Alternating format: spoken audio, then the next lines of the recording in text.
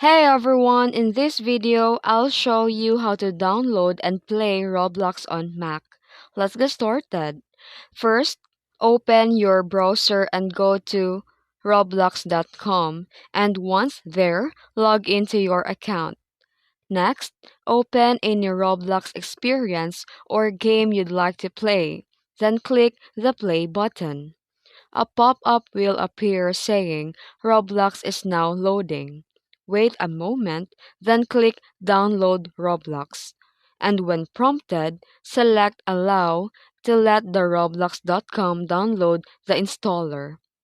Then here, once finishes downloading, open your Finder and go to Downloads and locate the file named roblox.dmg. Double-click roblox.dmg to open the installer, then double-click the Roblox icon to start installing. If you see a message asking, "Are you sure you want to open this app?" Click Open since it's from the official Roblox website. The installation will begin, and once completed, Roblox will automatically launch and appear in your dock. After the installation, simply log in and select any game. Click play and enjoy the Roblox on your Mac. And that's it. If this video helped you, don't forget to like and subscribe for more tutorials. Thanks for watching.